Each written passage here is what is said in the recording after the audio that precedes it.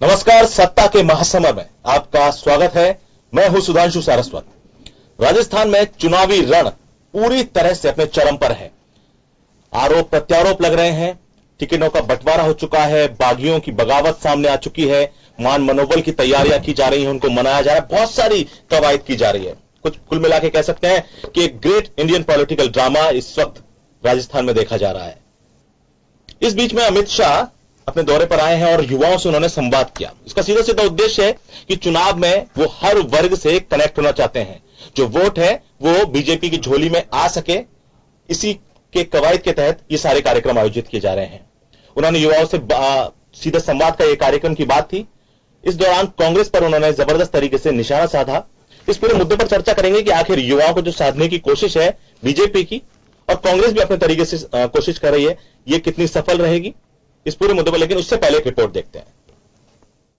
राजस्थान के चुनावी महासंग्राम के बीच बुधवार को भाजपा के राष्ट्रीय अध्यक्ष अमित शाह ने युवाओं से सीधा संवाद किया। इस कार्यक्रम में मुख्यमंत्री राज्य समेत कई आला नेता शामिल हुए। इस दौरान अमित शाह ने अपने संबोधन में कांग्रेस पर निशाना साधा। उन्होंने कहा कि राहुल गांधी अपने ही नेताओं की इज्जत नहीं करते, साथ ही 2018 का चुनाव जातिवाद परिवारवाद के खिलाफ है और यह जंग युवाओं के बगैर नहीं जीती जा सकती। सीएम राजे ने भी युवाओं से कमल को जिताने का आह्वान किया। 18 का चुनाव जो है वो जातिवाद के खिलाफ का चुनाव, 18 का चुनाव है वो परिवारवाद के खिलाफ चुनाव, 18 का चुनाव है वो तुष्टीकरण के सामने का चुनाव है। और ये जंग राजस्थान के युवाओं के बगैर जीती नहीं जा सकती।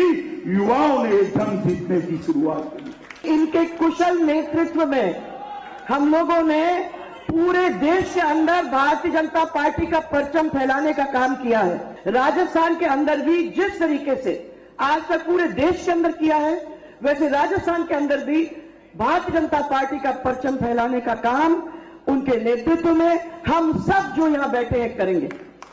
इधर कांग्रेस ने अमित शाह के बयान पर पलटवार किया। कांग्रेस नेता मुकुल वासनिक ने कहा कि अमित शाह और मोदी कुछ भी बोलते रहे, कोई फर्क नहीं पड़ता। उन्होंने राजस्थान सरकार को जुमलों की सरकार बताया और कहा कि यह सरकार अब जाने वाली है। अमित शाह भारतीय जनता पार्टी के अध्यक्ष जरूर है, उनकी सरकार केंद्र में है और कई प्रांतों में है, लेकिन उनके बयानों के ऊपर कितना भरोसा रखना, ये एक बहुत बड़ा सवाल हिंदुस्तान में बना हुआ है। चुनाव के समय वो कई सारी बातें करते हैं, लेकिन चुनाव खत्म होने के बाद में वो तमाम बातों को भूल जाते हैं। देश में बह रही इस चुनावी बयार में राजनीतिक दल युवाओं को साधने की पूरी कोशिश कर रहे हैं। 2014 में मोदी लहर लाने के पीछे भी युवाओं का बड़ा योगदान रहा था, लेकिन सवाल यह उठता है कि आखिर क्यों राजनीतिक दल और राजनेता चुनावी मौसम में भी युवाओं की फिक्र दिखाते हैं। रही बात चुनाव में जीत की, तो यह फैसला भी 11 दिसंबर को प्रदेश में हो जाएगा कि आखिर किस दल को युवा का साथ मिला। ब्यूरो रिपोर्ट, जन टीवी न्यूज।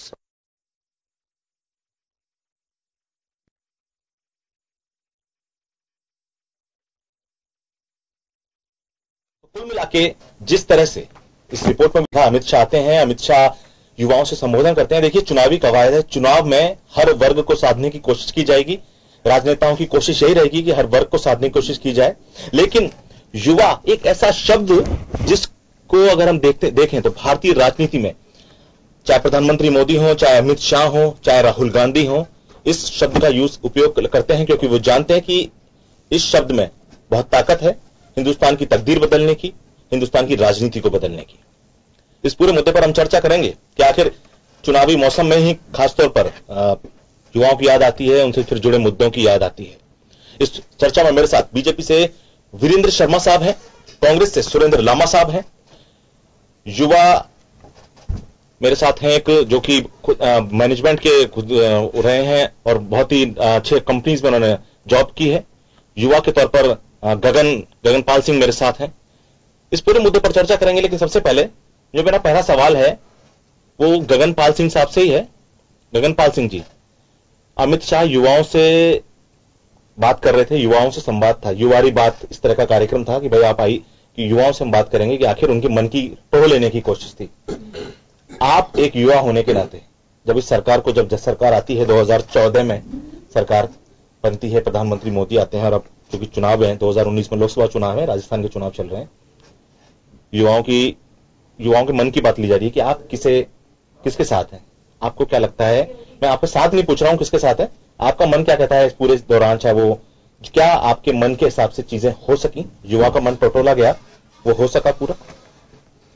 नहीं, एक बात तो डेफिनेटली है कि युवाओं का जहां साथ रहेगा, तो 65% के करीब हमारी आबादी जो है युवाओं की है, तो युवाओं का तो जहां साथ रहेगा वो तो विजय श्री इसकी होनी ही है और बिना युवाओं के कुछ हो नहीं सकता। लेकिन आज एक लीडिंग न्यूज़पेपर को मैंने भी पढ़ के देखा, न्यूज़पेपर डेफिनेटली पढ़ते ही हैं कि अभी एमएलए ये हमारे चुनाव है राजस्थान के विधानसभा के, तो भाजपा ने मात्र 40 साल तक के युवाओं में से केवल 27 कैंडिडेट है उसमें और कांग्रेस के 36 है, जबकि 61 साल जो एक गवर्नमेंट की जो नौकरी है वो तो शायद मेरे हिसाब से रिटायरमेंट पे आया था, उसमें 58 है और दूसरी पार्टी के 59 है। तो एक तो राजनीति में भी अगर आप 27 और 36 को देंगे 200 सीटों में से, तो आप एक तो पहली बात तो क्या आधार दे रहे हैं युवाओं को, आप आधार क्या दे रहे हैं एक्चुअली?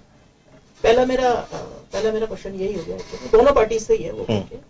जी ठीक है, आपने जो बात कही कि जिस तरह से जो प्रतिनिधित्व, मतलब प्रतिनिधित्व को लेकर वीरेंद्र जी, युवाओं से आप बात कर रहे हैं, युवाओं की बात कर रहे हैं, युवारी बात इस तरह का कुछ उस प्रोग्राम का नाम था।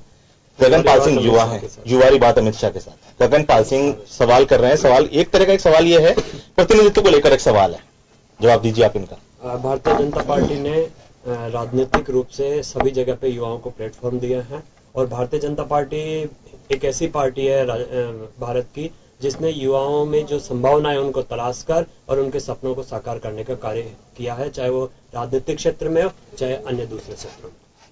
ठीक, वीरेंद्र जी ने कहा कि पूरी तरह से एक युवाओं को प्रतिनिधित्व देने का काम किया है, लेकिन इस कार्यक्रम में बहुत सारे युवाओं ने भाग लिया, बहुत सारों के मन में सवाल रह गए, वो अमित शाह से सवाल नहीं कर पाए। बाहर उन्होंने हमारे प्रतिनिधि जो हमारे संवाददाता हैं, वरिष्ठ संवाददाता अनिल सेन, उनसे बात की, उस दौरान उन्होंने अपने सवाल बताए कि वो इस तरह के सवाल पूछना चाहते थे।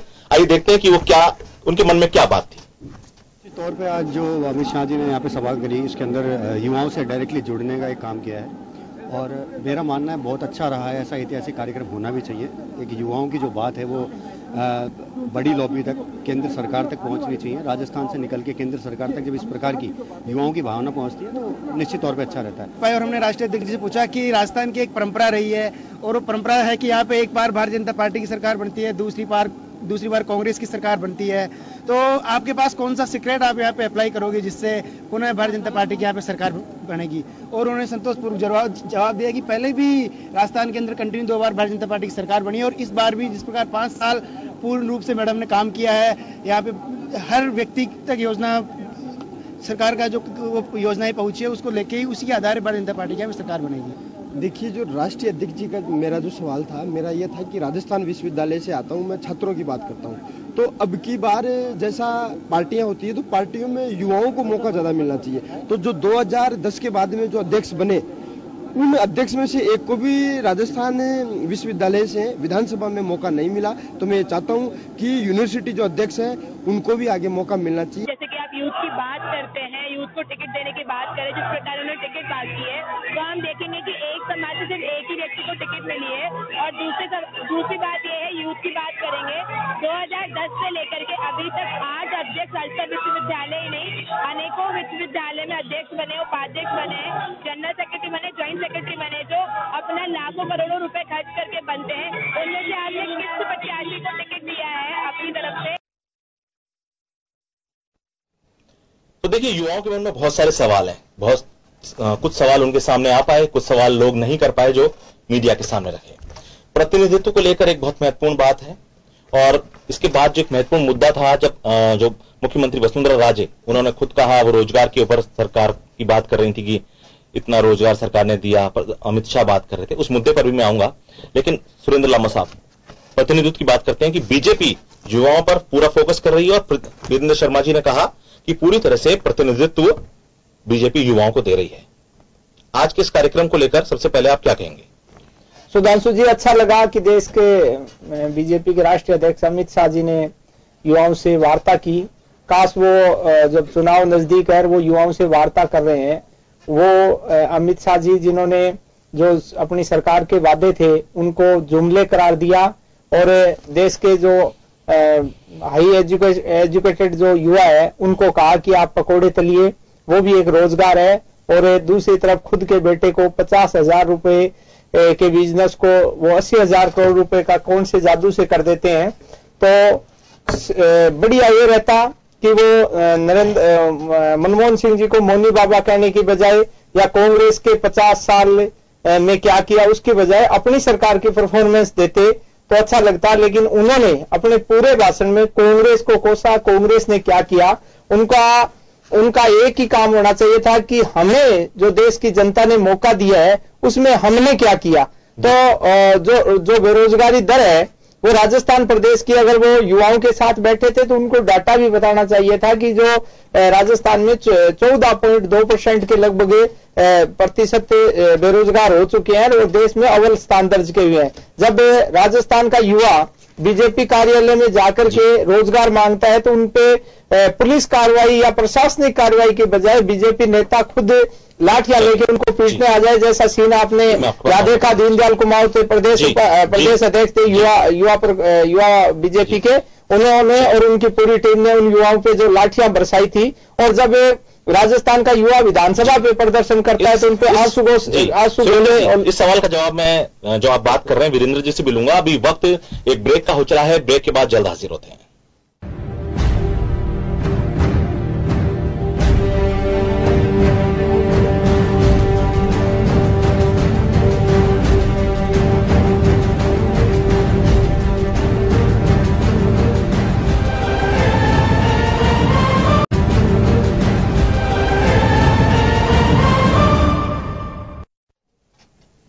ब्रेक के बाद आपका फिर से स्वागत है सत्ता के महासमर में। हम चर्चा कर रहे हैं कि आखिर चुनावी मौसम में ही युवा की याद क्यों आती है। युवा ऐसा शब्द जो कि हर राजनेता की जुबान पर है, उसको बार बार याद किया जाता है, लेकिन क्या उनके लिए उतना काम हो पाता है जितना वो उसकी जरूरत है जिनको। सुरेंद्र लामा जी, वीरेंद्र जी ब्रेक पर जाने से पहले जब बात कर रहा था मैं से, तो वो एक बात कह रहे थे कि जिस तरह से वो उस बात को गिना रहे थे कि लाठीचार्ज हुआ, युवाओं को जो प्रतिनिधित्व की बात करते हैं वो ठीक नहीं है। एक मेरा भी एक सवाल था इसमें कि आज जब अमित शाह युवाओं से रूबरू हो रहे थे उस दौरान परिवारवाद, जातिवाद, ये परिवार की पार्टी है, जाति की पार्टी है ये, और दूसरे जो मुद्दे हैं कांग्रेस को, इसी पर चर्चा उनका फोकस क्यों था? बाकी और भी बातें की जा सकती थी, युवाओं से और दूसरी भी चर्चाएं की जा सकती थी। ये कांग्रेस को कोसने की जो सिलसिला है वो तो और बहुत सारी चर्चाओं में, बहुत सारी आम सभाओं में होना ही है। अभी आज इतनी जरूरत कितनी थी? देखिए, पहली बात तो मैं सुरेंद्र जी की स्थिति आज बहुत हास्यास्पद है। अमित शाह जी ने बहुत अच्छे से कहा कि जैसे राहुल गांधी जी दिन में सपने देख रहे हैं, सुरेंद्र जी भी वैसे दिन में सपने देख रहे थे, इसलिए इन्होंने अमित शाह जी का पूरा जो लाइव शो था वो देखा नहीं।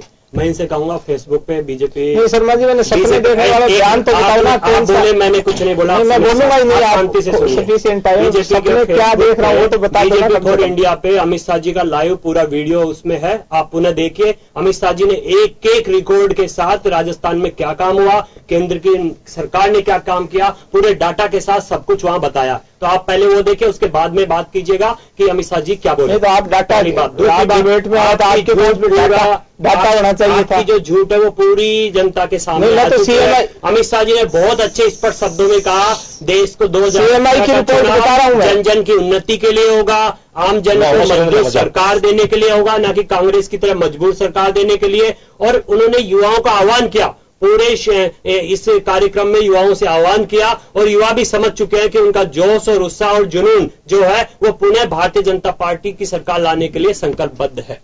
एक बात बताइए, लेकिन मुझे आपने कहा आंकड़ों के साथ उन्होंने काम रखा। बिल्कुल, उन्होंने बिल्कुल स्पष्ट इतने आंकड़े बताए। क्या ये प्लेटफॉर्म कांग्रेस को कोसने के लिए था? मतलब जो बात थी जातिवाद, परिवारवाद, ये सब बहुत समय से हम सुनते आ रहे हैं। हर रैली में, हर सभा में ये सब बात होती है कांग्रेस को जातिवाद, परिवारवाद की। मैं आपसे बात करना चाहता हूं, अगर आप मान लीजिए विद्यार्थियों से मिल रहे हैं, विद्यार्थियों से मिल रहे हैं, स्पष्ट करना चाहूंगा, उन्होंने बहुत ही स्पष्ट शब्दों में कहा कि हिंदुस्तान की राजनीति किस ओर जा रही है, समझने दीजिए। युवाओं को उन्होंने बिल्कुल स्पष्ट संदेश में कहा हिंदुस्तान की राजनीति को हमें समझने की जरूरत है। कांग्रेस ने 3 नासूर देश को दिए, पहला नासूर जातिवाद का, दूसरा नासूर परिवारवाद का, तीसरा नासूर उन्होंने दिया तुष्टिकरण का। और ये जो चुनाव होगा, ये चुनाव इन तीनों नासूर को समाप्त करने के लिए आप क्लियर तो कीजिए ना, क्लियर तो कीजिए ना कि आप जातिवाद इन नासूर को समाप्त करने के लिए तो झूठ मत बोलिए शर्मा जी। शब्दों में सरेआम तो इसी टॉपिक के ऊपर डिबेट कर लीजिए। आप तो जातिवाद के कौन बताया? क्या युवाओं से ये अपेक्षा नहीं की जा सकती कि उन्हें ये बताया जाए कि 2018 का चुनाव किस के लिए होगा? तो उन्होंने मुद्दे बताए कि वास्तविकता में 2018 का चुनाव किस ओर होगा, और युवा उन मुद्दों को समझा। आपने देखा यहाँ पे जितने भी युवाओं ने अभी आपके चैनल के युवा तो ये कह रहे थे हमें जवाब नहीं दिया। वो युवा तो ये कह रहे थे कि अमित शाह ने हमें हमारी बात का जवाब नहीं दिया। पहली बार मैं कह रहा हूँ, पहली बार भारत में ऐसी व्यवस्था कायम हुई है जिसमें सोशल मीडिया में युवा बर्बाद हुआ है। प्रधानमंत्री जी के मन की बात कार्यक्रम के माध्यम से और आज युवा टाउन हॉल के माध्यम से युवाओं के साथ साथ बातें रूबरू हो रही है। जवाब लेता हूँ इस बात का जो आपने कहा कि उन्होंने बताया कि आखिर हिंदुस्तान की राजनीति किस ओर जा रही है। गगनपाल सिंह, आपको क्या लगता है हिंदुस्तान की राजनीति किस ओर जा रही है? आपका युवा है, आप सोचने समझने की पूरी शक्ति रखते हैं, पूरी ताकत रखते हैं। आपको क्या लगता है कि हिंदुस्तान की राजनीति किस ओर जा रही है? क्या अमित जो बीजेपी के लीडर है या कांग्रेस के लीडर है वो आपको बताएंगे कि हिंदुस्तान की राजनीति किस ओर जानी चाहिए? नहीं, एक्चुअल में मैं समझता हूँ कि कांग्रेस और बीजेपी दोनों ही पार्टीज नहीं बताएंगे कि हिंदुस्तान की राजनीति किस दिशा में जा रही है। ये युवा डिसाइड करेगा कि हमको इन लोगों को, पार्टीज को और देश को कैसे चलाना है, ये युवा डिसाइड करेगा यहाँ का। और जो आज अपन जिस बात पे डिस्कशन कर रहे हैं, तो एक सबसे मतलब छोटा सा एक पॉइंट है, हमारे राजस्थान की एक रिफाइनरी है। मतलब अभी वसुंधरा जो अभी प्रेजेंट हमारी जो बीजेपी की सरकार है, इसे आए हुए लगभग ये 5वां साल है। अब ये चुनावी साल था, इस साल में ही प्रधानमंत्री जी आ रहे हैं, इसका उद्घाटन कर रहे हैं। बहुत बेहतर नहीं होता कि यहाँ पर केंद्र और राज्य की स्टार्टिंग से सरकार थी, यहाँ पर आके अब तक वो रिफाइनरी बन जाती, युवाओं को रोजगार मिलता। एक बढ़िया काम नहीं है, तब तक वो रोजगार को गिनाते, इतने लाख युवाओं को हमने रोजगार दे दिया। तो इस पर ना तो पक्ष कोई बात करता है, ना कोई विपक्ष इस पे बात करता है। सेकंड, आपने रोजगार की बात करी, हाँ बोलिए बोलिए बोलिए। रोजगार युवाओं से बहुत संबंधित बोलिए। मैं खुद एक्चुअल में बाहर जॉब कर चुका हूँ, यहाँ पर जॉब इतनी बढ़िया नहीं मिली थी, यहाँ से पलायन भी है लोगों का। दूसरा, एक रिसर्जेंट राजस्थान हुआ हमारे यहाँ पर, इतने लाखों करोड़ों का इतना इन्वेस्टमेंट, हाँ इतने सारे MOUs हुए इसमें होकर के। एक बार हमारा जो है वो क्या कहते हैं, जो ये अपना रिसर्जेंट राजस्थान जो था, ये समिट हमारा होके रह गया। इसके बाद में किसी भी पार्टी की वो रही कि हम इसमें क्या क्या हुआ, आगे फॉर्मल आगे क्या कर रहे हैं, इतने लाख करोड़ का हमारा जो है इसमें इन्वेस्टमेंट आया है। अगले साल इसमें हमने क्या प्रगति करी, इससे अगले साल हमने कितने कंपनीज इसमें लगा दी है, क्या अभी हमारा वो चल रहा है। क्यों ना हम इन चीजों को प्रकाशित करें अखबारों में, और ये भी हम अपने बयानों में थोड़ा सा जो भी हम भाषण बोलते हैं तो मालूम भी पड़ेगा कितने लोगों को रोजगार मिल रहा है। और इलेक्शन का ये साल है, तो इस साल में तो भर्तियां जबरदस्त तरीके से निकल रही है, अदरवाइज पिछले सालों में तो बिल्कुल एकदम से रुक सी गई थी।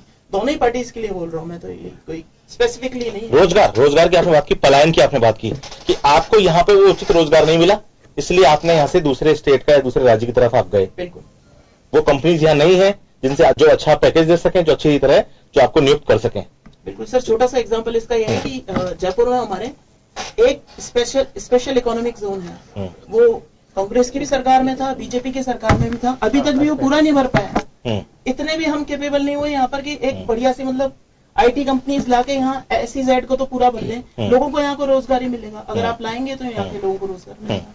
वीरेंद्र जी सवाल तो उठा रहे हैं। बिल्कुल इनका सवाल वाजिब भी है, और मैं समझता हूँ इसका जवाब हमसे ज्यादा कांग्रेस को देना चाहिए। इसका मैं एक बहुत अच्छा आपको आपसे ज्यादा क्यों, आप 5 साल आप भी तो सरकार राजस्थान में 20-25 साल कर लिए, राजस्थान में 20-25 साल कर लिए। देश की जो स्थिति आप देखिए 1980 जवाब देना भी सीख जाओ। 70 साल में कांग्रेस जवाब दिया, 70 साल में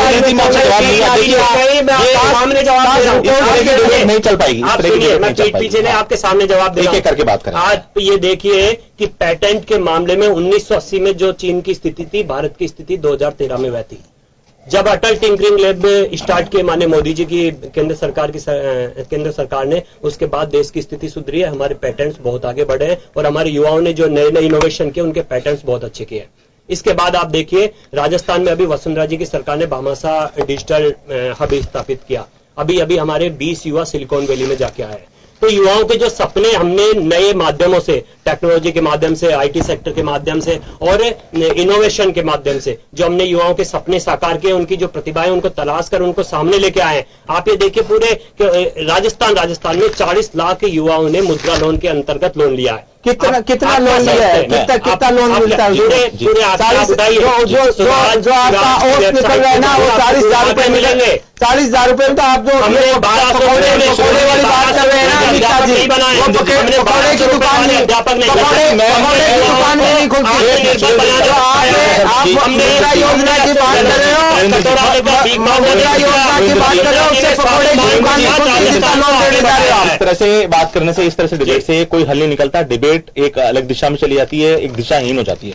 आप रोजगार की बात कर रहे हैं, रोजगार की बात को मैं बताता हूं। आप जब प्रधानमंत्री नरेंद्र मोदी जब चुनाव के दौरान जब सभाएं कर रहे थे, जब ये लोकसभा चुनाव हो रहे थे, उस दौरान आगरा में एक सभा में उन्होंने वादा किया था कि भाई मैं हर साल ये जो सरकार आएगी 2 करोड़ लोगों को रोजगार देगी।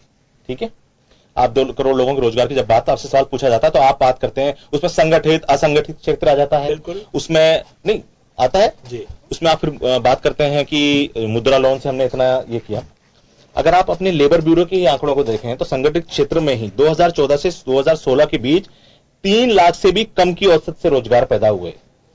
भारतीय रिजर्व बैंक भी अपने अध्ययन में, मतलब भारतीय रिजर्व बैंक की रिपोर्ट है, ये कोई अपने बाहर से विदेश से नहीं मंगाई गई है, 2014 से 16 के बीच कम रोजगार पैदा हुए। इस बात को एग्री कर चुका है, इस बात को भारतीय रिजर्व बैंक मान चुका है।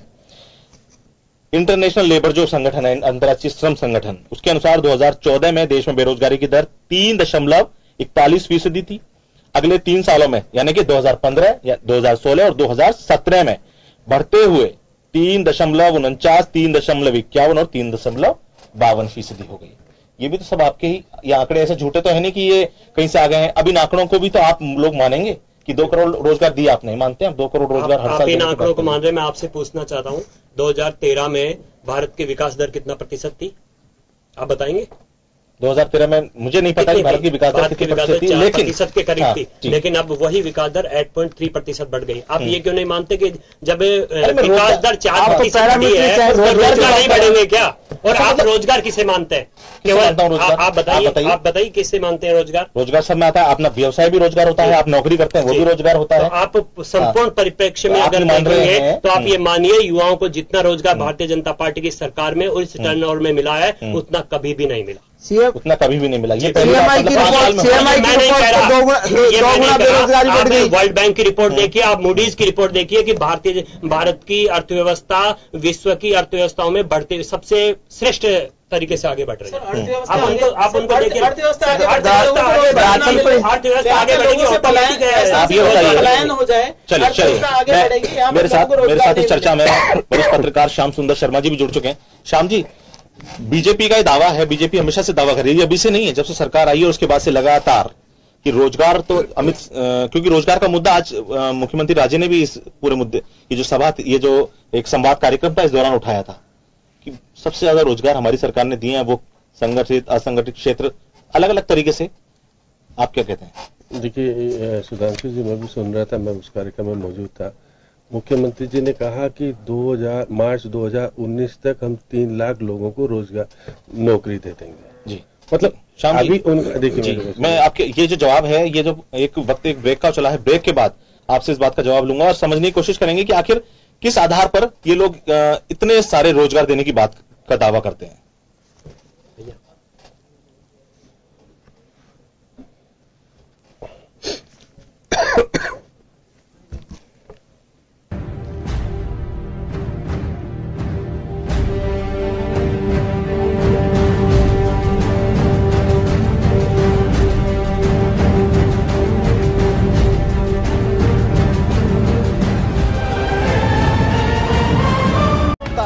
महासमर 23 नवंबर शुक्रवार से रोजाना सिर्फ जन टीवी पर।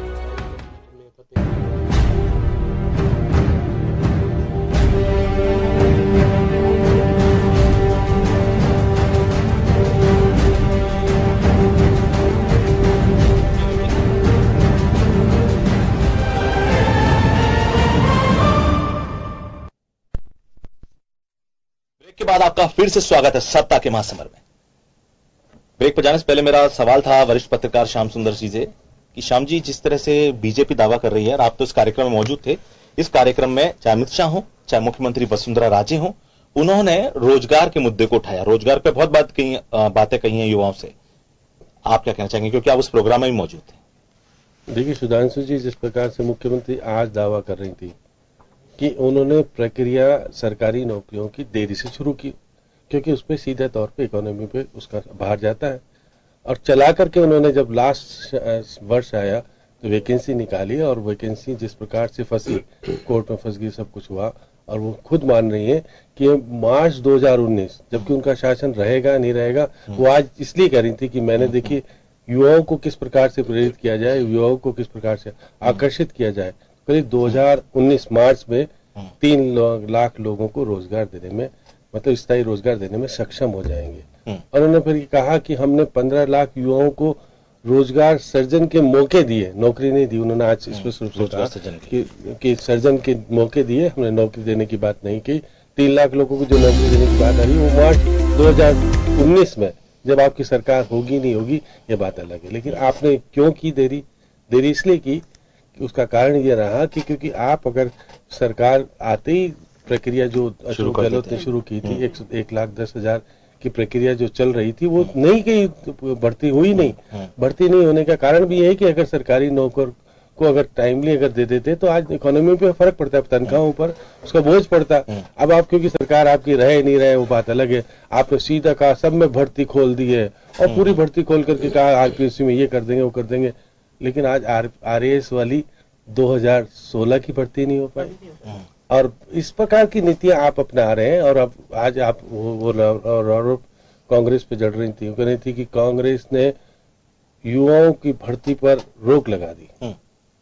आप क्योंकि समय पर कर लेते, ये सारी बातें जितनी भर्तियां रोक रही हैं उन पर कांग्रेस का, बीजेपी का आरोप तो कांग्रेस पे लग रहा है कि ये ऐसी सारी भर्तियों को अटका रहे हैं कोर्ट के अंदर। 26,000 भर्तियां, क्योंकि कोई ना कोई कमी छोड़ने के बाद आप कोर्ट में क्यों भर्ती लटक रही है? कोई याचिका करता है, याचिका करने जा रहा है तो उसमें कोई कमियां रह जाती है इसलिए करते। लेकिन आज जिस प्रकार से उन्होंने अपनी बातों को रखा और अमित शाह के सामने अपने आप को प्रोजेक्ट करने का प्रयास किया कि मेरी सरकार ने तो बहुत कुछ किया है, अब इन युवाओं को मैं आह्वान करती हूँ कि मेरे साथ आओ तो हमारा भविष्य सुधर सकता है। तो अमित शाह ने भी बड़ी चालाकी से कहा कि वसुंधरा जी ने आप काम बहुत किया लेकिन प्रचार नहीं किया, प्रचार नहीं करोगे तो आप जीतोगे नहीं। ये आज वो कह गए बातों बातों में, और युवाओं को आह्वान भी कर गए कि युवा वर्ग आपके नारे लगाने से भाजपा वापस शासन में आने वाले नहीं है। तो आपका ही कार्यक्रम था, वो युवारी बात कहने वाली बात थी। आज इनके मैं तो सूचना एवं प्रसारण खेल राज्य मंत्री जी राज्यवर्धन सिंह की बात को लेकर के बड़ी उन्होंने मजाकिले स्टाइल में लिया कि जिसको मैंने जिम्मेदारी सौंप रही वो मुझसे पूछ रहा है कि खेल की नीति क्या होगी और हम देश में नंबर 2 नंबर 3 कैसे बन पाएंगे।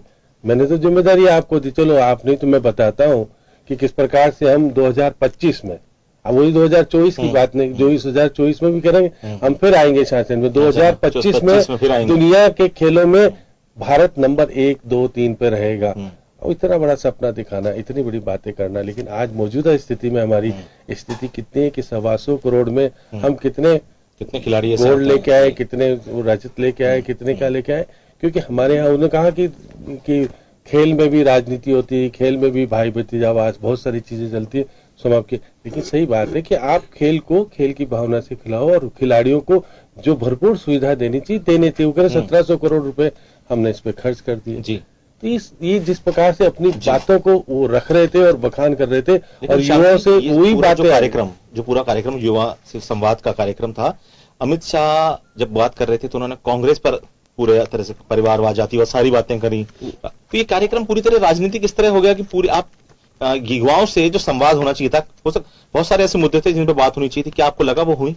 देखिएगा कि क्योंकि ये पार्टी का कार्यक्रम बन के रहा, बाहर कार्यक्रम जाने से नहीं हो पाया। क्योंकि जहां भी मैंने देखा युवा जो जुड़ रहे थे तो पार्टी का गले में अगर आप वो लेकर डाल रहे हैं, वो अगर प्रश्न पूछ रहा है तो फिर पार्टी के अनुरूप ही प्रश्न पूछना है, फिर आपको पूछने का अधिकार होता है। एक आध क्वेश्चन यहाँ पूछा भी गया कि जातिवाद, वंशवाद, वो कह रहे थे कि राहुल गांधी कांग्रेस में तो एक परिवार है, लेकिन वो अपने लोगों का परिवार बताना भूल गए कि राजस्थान में 15 से अधिक परिवार वालों को टिकट दिया आपने। ये क्योंकि दूसरा क्वेश्चन तो पूछने देना ही नहीं है, वो तो केवल एक बार क्वेश्चन पूछोगे, उसके बाद अमित शाह जो कहेंगे, बाकी लोगों को जिस प्रकार से खुल करके बोलना भी तो बताइए जो अमित शाह ने स्पष्ट किए, वो सही बातें भी तो बताइए। मैं बता रहा हूँ, मैंने नेगेटिव का बता रहा हूँ, आप बताइए अपने विचार। नेगेटिविटी इतनी भी नहीं रखनी चाहिए। आप सुन लीजिए, मैं सुन। अमित शाह जी ने तो ये भी कहा है, सुन तो लीजिए, वसुंधरा जी की सबसे बड़ी उपलब्धि है कि उन्होंने हर परिवार को कुछ कुछ।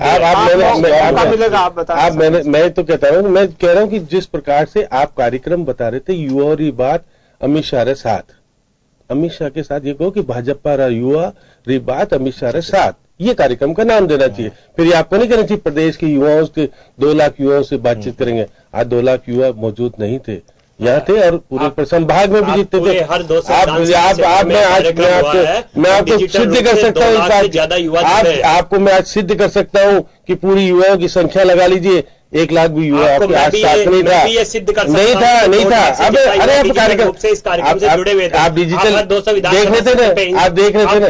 मैंने भीलवाड़ा, आप डिजिटल रूप में देखिए, डायरेक्ट लाइव में देखिए, फेसबुक मैंने देखा मैंने देखा। 5 लाख से ऊपर। अरे आप सुने से मैंने देखा कि भीलवाड़ा में कितने लोग बैठे हुए थे जी, आपके प्रतापगढ़ में कितने लोग बैठे हुए थे।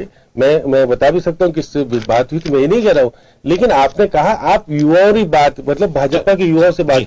अब एक बात उन्होंने कही कि मैं जब आ रहा था बेंगलोर से, तो एक मेरे पास में रचना नाम की बैठी हुई थी लड़की, उसने कांग्रेस गठबंधन के बारे में एक कहानी सुनाई कि साहब कांग्रेस का गठबंधन तो 40 चोरों के जैसा है। वो चौकीदार को बदनाम करने के लिए रोज कोई न कोई शर्त पकड़ते थे, और किस प्रकार से वो उस चौकीदार को बदनाम नहीं कर सके, और चौकीदार ने सबको आने वाले समय में जेल में डालूंगा। ये इस तरह का वीडियो पूरा वापस देखिए। वीरेंद्र जी, मैं आपसे इनके लिए बहुत अच्छा होगा जो इन्होंने शब्दों का जो इतना एयरफेयर किया वो वापस सही करें, वो तो कार्यक्रम ये कर पाए वापस देखें। मैं आपका दोबारा सुरेंद्र लामा जी, देखिए अमित शाह आते हैं, वो बात कर रहे हैं, वो एक मुद्दा है। कांग्रेस भी अभी चुनाव में है, कांग्रेस ने युवाओं को टिकट दिए हैं काफी, जैसे छात्र संघ की जो बात थी, छात्र संघ नेताओं को उनको भी टिकट दिए, ठीक है। आप चुनाव में जीत किसकी होगी, सरकार किसकी बनेगी, लेकिन युवा आपकी तरफ भी देखता है उसी आशा के साथ। निश्चित रूप से वो रोजगार सृजन की बात करता है, वो अपने जो उसकी टैलेंट है उसकी कदर की बात करता है कि उसके जो टैलेंट की कदर हो, उससे उसे केवल राजनीतिक मोहरा ना बनाया जाए। बिल्कुल बिल्कुल। तो कांग्रेस का भी दायित्व बनता है, तो आने वाले चुनाव, अब चुनाव तो सामने ही है, चुनाव का रिजल्ट भी आ जाएगा, बहुत समय नहीं बचा है, जो भी आएगा, क्या युवा आपकी तरफ उसी आशा के साथ देखने चाहिए? बिल्कुल सुधांशु जी, विकास एक सतत प्रक्रिया है, चाहे वो आप कैसे युवाओं के दिलों में, युवाओं का हो, किसानों का हो, मजदूर का हो, आम आदमी का हो। और अभी मेरे मित्र बात कर रहे थे, तो कांग्रेस पार्टी ने 30 से जो आपके अंडर 40 जो है वो 36 कैंडिडेट्स उतारे हैं, और 44 कैंडिडेट हमारे 40 to 50 है। तो इस प्रकार 80 लोगों को, जिनको आप युवा बोल सकते हैं, ऐसे लोगों को मौका दिया है। लेकिन इससे भी मैं ये नहीं है कि ये कोई संतुष्टि वाली बात है कि युवा उतार दिए, लेकिन नीतियां जब तक हमारी सरकार चाहे बीजेपी की हो चाहे कांग्रेस की हो, उनकी नीतियां युवाओं के लिए नहीं होगी, तब तक उसका बेनिफिट मिलने वाला नहीं है। चाहे 200 के 200 ही अगर युवा अगर सदन में चले जाए, हमारा मुख्य उद्देश्य अगर है कि जो विकास है, जिसकी जो प्रक्रिया है वो धीरे धीरे गति पकड़नी चाहिए, कि हम ये गीत गाते रहें कि 50 साल में क्या किया, 70 साल में क्या किया। तो मेरे मित्र, अगर हम बैठ के आज ये टेक्नोलॉजी युग की जो बात कर रहे हो आप कि 5 लाख युवा जुड़े हो गए, मुझे नहीं पता 5 थे 50 लाख थे, तो वो देन अगर किसी की है, मैं ये उससे पहले मैं ये कहना चाहूंगा कि कोई भी पार्टी, चाहे बीजेपी हो, चाहे कांग्रेस हो, चाहे अन्य पार्टी हो, की सरकार हो, वो एहसान नहीं करती जनता पर, युवा पर, किसान पर, क्योंकि जनता उनको मौका देती है, उनको चुन के भेजती है, ये उनकी ड्यूटी होती है। लेकिन अगर आज देश में हम जो सुविधाएं भोग रहे हैं वो कांग्रेस की देन है, और आप तो, मैं ये कह रहा हूं कि उसको मेंटेन ही कर लेते तो भी सफिशिएंट था। आप लोग तो उसको मेंटेन ही नहीं कर पाए, और देश आज मैं राजस्थान की नहीं पूरे देश की अगर बात करें कि मन मानने वाले घोटालों, उस पर भी जवाब दे दूंगा, आपके घोटालों पे भी जवाब दे दूंगा कि अगर देश में नोटबंदी लागू नहीं होती तो जो वो सतत प्रक्रिया चलती आ रही थी उसको कुछ आप भी गति देते। मैं ये नहीं कह रहा कि आप बिल्कुल नेगेटिव हो, और जिस प्रकार नोटबंदी और जीएसटी से 15 लाख लोगों ने सीधे फायदा देके कितना हुआ है दिखाई दे रहा है ना। जितना आप टैक्स गिना रहे हो इतना तो जितना टैक्स गिना रहे हो उतना तो आपके मित्र लेकर के विदेश में भाग गए पैसा। देश की जो व्हाइट मनी थी वो लेके भाग गए, ब्लैक मनी आ रहा है। बात देखिए, मुझे सबको मौका देना है। वीरेंद्र जी वो बात कर रहे हैं, जब रोजगार की बात करते हैं तो नोटबंदी का जिक्र होता है। नोटबंदी के बाद से आप कह रहे हैं नोटबंदी के बड़े फायदे हुए, रोजगार के क्षेत्र में सर हालत इस खराब हो गई, कई कंपनियां कई फैक्ट्रियां बंद हो गई। अब आपसे पूछते हैं तो आप लोग इसको हवा में उड़ा देते हैं बात को, आप लोग हंसने लग जाते हैं कि नहीं नहीं नोटबंदी से ऐसा कुछ नहीं हुआ। प्रधानमंत्री मोदी या अमित शाह अपने किसी भी भाषण में आज नोटबंदी का जिक्र क्यों नहीं करते हैं? क्या ये उपलब्धि है? आपकी उपलब्धि मानते हैं नोटबंदी को? शब्दों में कहा कि भारतीय जनता पार्टी कठोर निर्णय लेने में सक्षम है और देश सदैव कठोर निर्णय लेगी। आतंकवाद बंद हो गया? आतंकवाद की खबर आपको नहीं लगता आतंकवाद बंद हुआ? नोटबंदी देखा मुझे तो बताइए जीएसटी देखा होगा, देश की हालात कैसी थी, हर जगह बम विस्फोट होते थे, नजर आए बंद हो गए, शहीद हो रहे हैं परिवार वालों को। आप क्या करें? क्या कह रहे हैं? क्या कहना चाह रहे हैं? आतंकवाद आपको कहीं नजर आया जहां सीमा पर देश की राजधानियों में और क्षेत्रों में आई है? आपने देखा कितने एक साथ कितने बम ब्लास्ट होते थे कांग्रेस के शासन में? आपने देखा कहीं भी कांग्रेस के गृह मंत्री की स्थिति क्या थी उस समय की देखी थी आपने? और आप देखिए कितने और आप बड़े आराम से सो रहे हैं, देश देने का कितना सर्जिकल स्ट्राइक कांग्रेस के रक्षा मंत्री उसकी चिंता करते थे, आप बड़े चंद्र उड़ के सो रहे हैं। सर्जिकल स्ट्राइक नहीं हुई कभी भी? कांग्रेस बीजेपी नहीं, आपने देखी नहीं? विचार किया मैंने कभी नहीं देखी। आपने न्यूज में आप सुना नहीं है? हमने न्यूज में सरकार ने सर्जिकल हमने पूर्व सेना अधिकारियों को कहते हुए सुना है। सुधांशु जी मैं 20 सेकंड का हम देखेंगे सुधांशु जी मैं 20 सेकंड का समय चाह रहा हूं। पाकिस्तान को उसकी सीमा में जाकर हमने देख लिया है। सुधांशु जी मैं 20 सेकंड का जस्टिफाई करने की कोशिश करते हैं। सुधांशु जी रिजल्ट सामने है। सुधांशु जी मैं 20 सेकंड का समय चाहूंगा, मात्र 20 सेकंड का आपसे। 10 साल के शासन के शर्मा जी मैं सामने नजर आएगा। शर्मा जी मैं आपका समर्थन करूंगा। सुधांशु जी ने शायद मैं आपका समर्थन करूंगा इसमें कि नरेंद्र मोदी जी वास्तव में बोल रहे हैं नोटबंदी पे। नरेंद्र मोदी जी कल नोटबंदी पे बोले हैं और उन्होंने ये कहा है कि एक बुजुर्ग बाप का जवान बेटा अगर एक्सपायर हो जाता है तो भी उसको 2 साल बाद में वो भूल जाता है। आप भी नोटबंदी को भूल जाइए। नरेंद्र मोदी जी का कल का ये बयान है। नरेंद्र मोदी जी के बहुत से बयान आपको ध्यान नहीं, आने देश के प्रधानमंत्री है नोटबंदी के कितने उन्होंने फायदे गिनाए। फायदे गिना दिए ना। उन्होंने ये गिनाया कांग्रेस नोटबंदी से कांग्रेस की कमर टूट चुकी है। उन्होंने ये भी गिनाया, आप ये भी जान सकते। अच्छा, कांग्रेस की कमर तोड़ने के लिए नोटबंदी की थी आपने?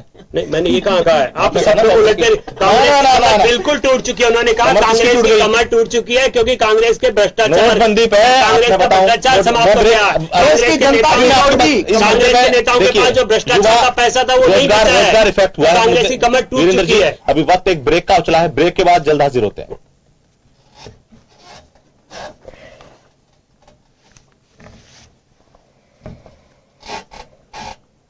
आप लोग इस बात को मानते क्यों नहीं है कि नोटबंदी जल्दबाजी में लिया गया, गलत फैसला हो गया आपसे? कितना कैसे मान लेंगे आप ये भी तो मानो। ये कैसे मान लेंगे? जीएसटी जरूर उस पर आने लगा है।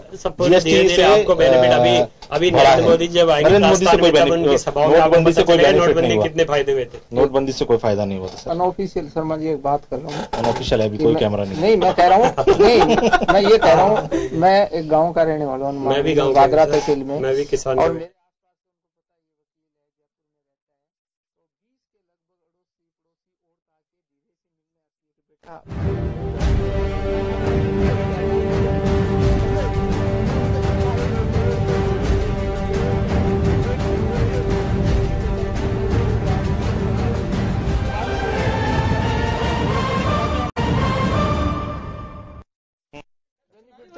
काम नहीं शुरू कर चुके। ब्रेक के बाद आपका फिर से स्वागत है सत्ता के महासमर में। हम चर्चा कर रहे हैं कि राजनीतिक पार्टियां युवाओं को, चूंकि चुनाव का समय है इसलिए युवाओं से जुड़ रही हैं।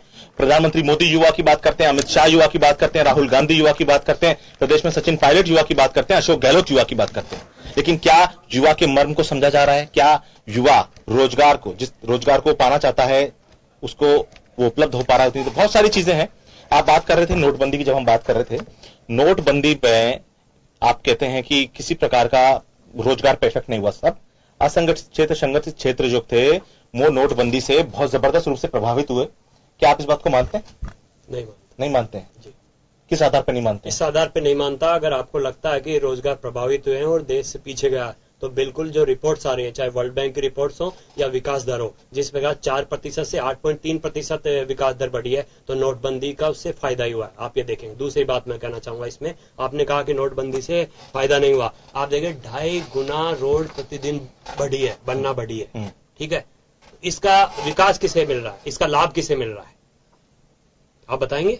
आम जनता को ये चीजें भी बताइए ना। जितने करीबन राजस्थान में 80 लाख शौचालय बने, ये लाभ नहीं है जनता को? जो शौचालय बन रहे हैं, जो रोड बन रही है, तो जनता के लिए आप क्यों आए क्यों हैं? सरकार में आए क्यों हैं? ये तो करने के लिए आए हैं जी, कर रहे हैं ना। जो हम वादे करके आए हैं उनको सफल भी कर रहे हैं। कभी चुनाव का जब परिणाम आएगा उसमें पता लगेगा जो वादे हुए वो जनता ने उनको एक्सेप्ट किया कि नहीं किया। चुनाव परिणाम में निश्चित रूप से ये जो योजनाएं, हर घर घर जो योजनाएं पहुंची है, उन्नति, हमारा जो भारतीय जनता पार्टी की जो उन्नति की योजना है, उनका परिणाम सामने आएगा। गगन, आप जब कह रहे थे कि रोजगार की बात करते हैं, या जिस तरह से जब आप रोजगार के लिए, चाहे आप दूसरे राज्य में आपने काम किया, चाहे यहां काम किया, नोटबंदी के दौरान आपने वक्त देखा, आपका ऑब्जर्वेशन क्या कहता है उस दौरान का? मतलब रोजगार को लेकर मैं सबसे ज्यादा बात मेरा जो है रोजगार को लेकर। डेफिनेटली अफेक्टेड हुआ था। छोटी छोटी कंपनियां थी, वो तो एक बार के लिए बिल्कुल ही बंद पड़ गई, व्यवसाय बहुत ठप पड़ गए और लोग बागों में बहुत जबरदस्त एक बार की बेरोजगारी की जो है समस्या पैदा हो गई थी। और इससे नोटबंदी से सुप्रीम कोर्ट ने भी कहा था कि जल्दीबाजी में लिया गया एक फैसला है। मतलब अगर आप इसे प्रॉपर प्लानिंग के हिसाब से लेते हैं ना, तो शायद ये ज्यादा बेनिफिशियल और शायद ज्यादा बढ़िया।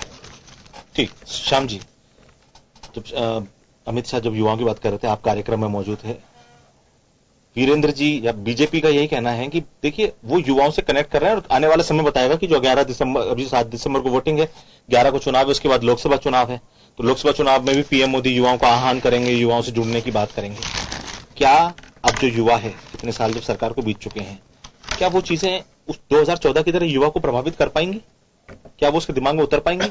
देखिए सुधांशु जी, अब मैं आज तो नरेंद्र मोदी वाली बात, नोटबंदी वाली बात उस प्रश्न में कहीं देखने को नहीं मिली। आज जीएसटी की बात तो पूछी गई और जीएसटी की बात पूछने के बाद अमित शाह ने स्वीकार किया कि जीएसटी के लागू होने के शुरुआती दौर में छोटे व्यापारियों और छोटे उद्योगों को इसका परेशानी हुई, तकलीफ हुई। उसके लिए हम क्या कहते हैं वो तो बताएंगे कुछ भी, लेकिन अब धीरे धीरे उसमें स्थिति में सुधार हुआ है।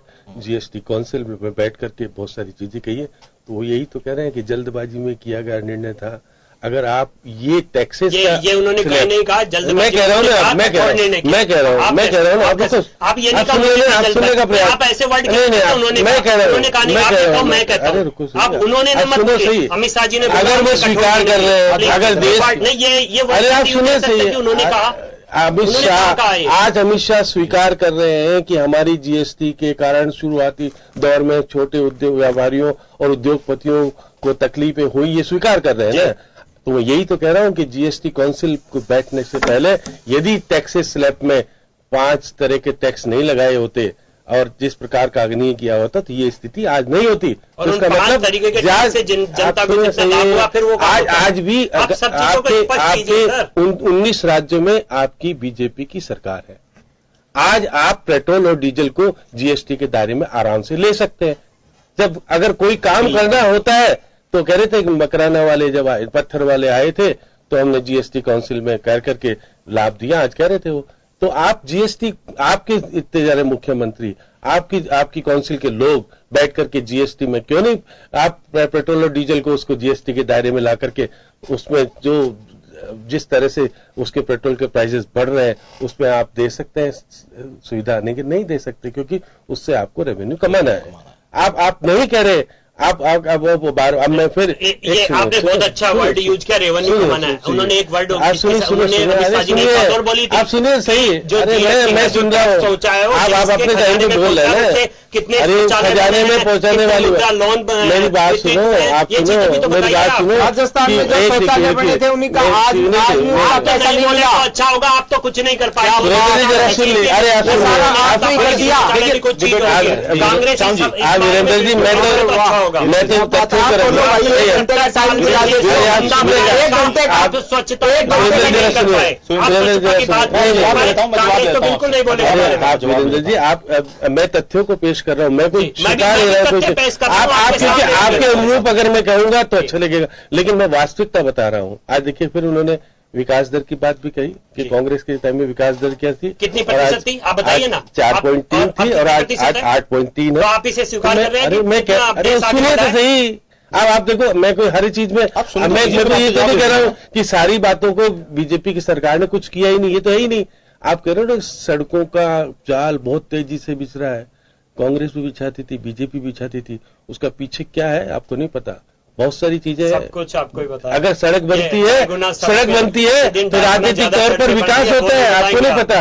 राजनीतिक तौर पर भी होता है, क्योंकि उसमें बहुत सारी चीजें सामने आती है। बहुत आप अगर 1 किलोमीटर की सड़क बनाने में कितना पैसा कहाँ कैसे जाता है, अगर हिसाब लगाओगे तो कहोगे कि बहुत सारी चीजें सामने आ गई। तो अब मैं कह रहा हूँ, सड़क बनानी चाहिए, विकास होना चाहिए, लेकिन जिस प्रकार की सड़क बनी है उस प्रकार से आपके सड़क मंत्री जी को जिस प्रकार का बाद में देना पड़ा टिकट, क्योंकि वहां टिटवाना जाने की हिम्मत नहीं जुटा पाए, गए ना दूसरी जगह। तो ये सड़क बनाई उन्होंने, विकास किया उन्होंने, गए अपने क्षेत्र में जाने की हिम्मत नहीं जुटा पाए, वो बात अलग है। अब आप देखिएगा, उन्होंने आज कही पेंशन योजना वाली बात भी कही। उन्होंने कहा कि 500 करोड़ का कांग्रेस ने दिया था और वो नहीं कर पाए, हमने 8,800 करोड़ रुपए देकर के पेंशन, और उन्होंने कहा कि हम आज भी संवेदनशील है, अगर सैनिकों को मांगे होगी इसको हम पूरी करेंगे। ये बात कर रहे थे। युवाओं को और कह गए वो कि युवा वर्ग को फटकार भी गए कि आप देखिएगा, नारेबाजी लगा रहे हो, किसी को सफेद पैंट, किसी को नीली पैंट, हरी पैंट, मर्यादा में रहना चाहिए ना। उस पर राष्ट्रीय अध्यक्ष हो आप युवाओं को सीख दीजिए। आप देखिए, अरे हरी पैंट, अरे हरी, अरे आपने कहा ना हरी शर्ट वाले, हास्यास्पद मत बनाइए प्लीज। देखिए जो वर्ड अब मैं कह रहा हूँ, मैं हरी शर्ट वाले सुन रहा हूँ मैं।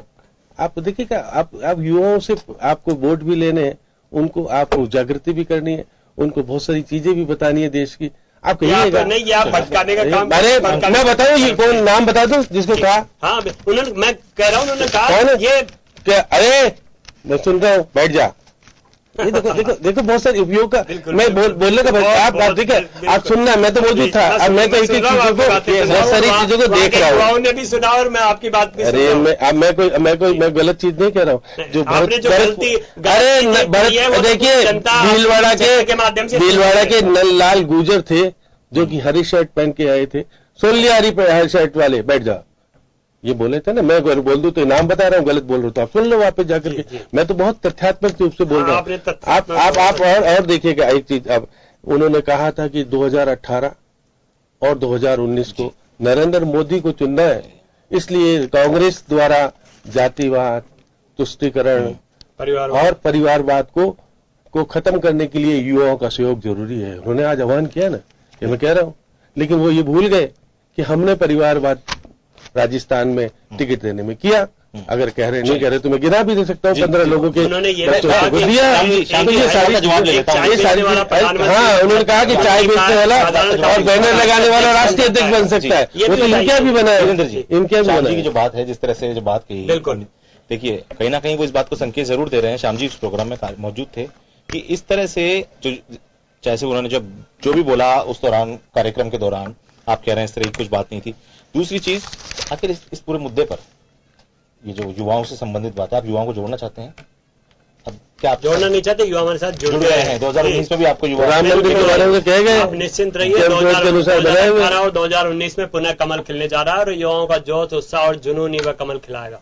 क्योंकि युवाओं को मजबूत सरकार चाहिए, कांग्रेस की मजबूर सरकार नहीं। युवाओं को परिवारवाद, भगवान बचाए ऐसी मजबूत सरकार से कि उनको रोजगार भी नहीं मिले। सुरेंद्र जी बताइए, क्या कांग्रेस मजबूर सरकार के तौर पर रहेगी या कांग्रेस मजबूत सरकार?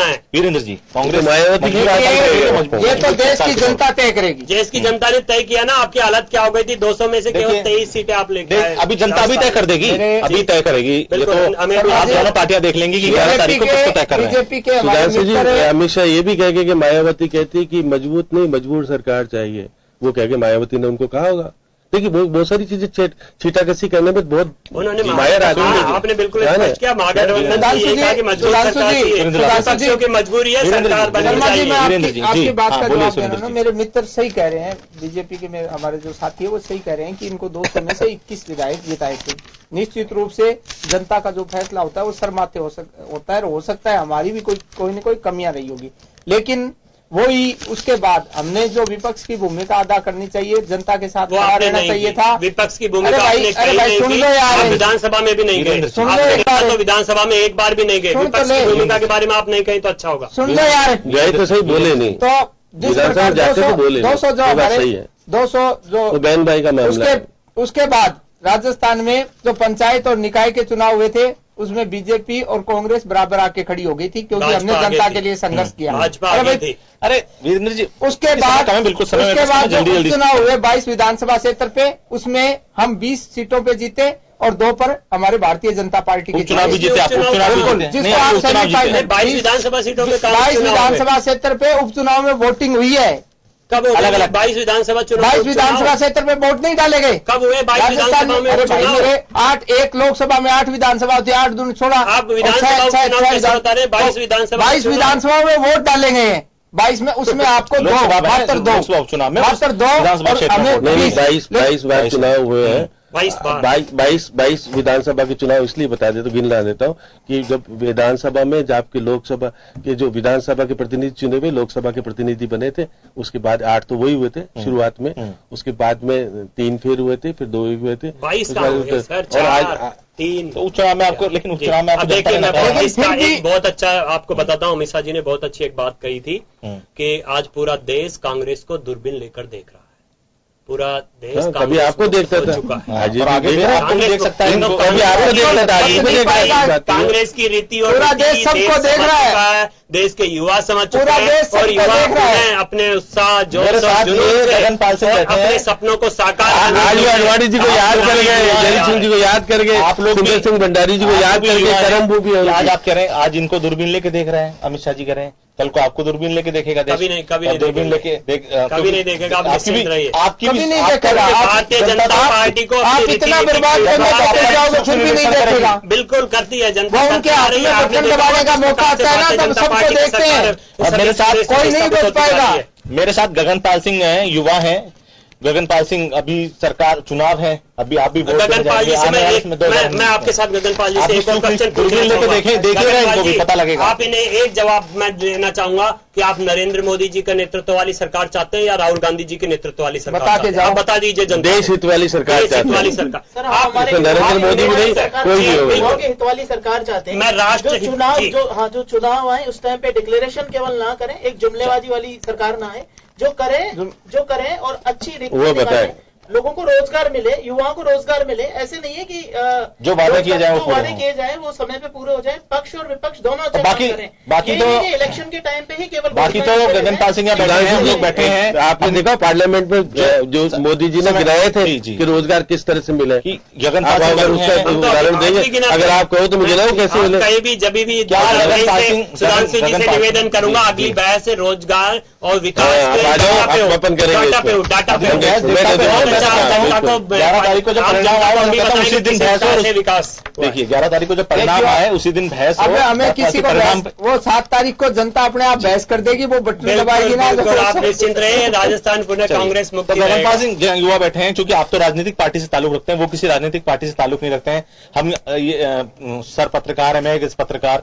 आप दूरबीन लेके देख रहे हैं ना पार्टी को कि भाई किस तरह। अब 11 दिसंबर को दूरबीन का जो रिजल्ट है वो आप लोग डिसाइड करेंगे। बिल्कुल सर, बिल्कुल। जो युवाओं की नहीं सुनेगा और केवल जो भी होगा वो रिजल्ट परिणाम, लेकिन आप लोग डिसाइड करेंगे। बिल्कुल, डेफिनेटली युवा यहाँ पर डेफिनेटली निश्चित करने वाले किसकी सरकार आने वाली। बिल्कुल। सही देश चलने बिल्कुल। देखिए जिस तरह से गगनपाल सिंह जो खुद इस बात को मान रहे हैं कि देखिए आने वाले समय अब जो 7 दिसंबर को वोट होगा, वोट कास्ट करेगी जनता, 11 को परिणाम।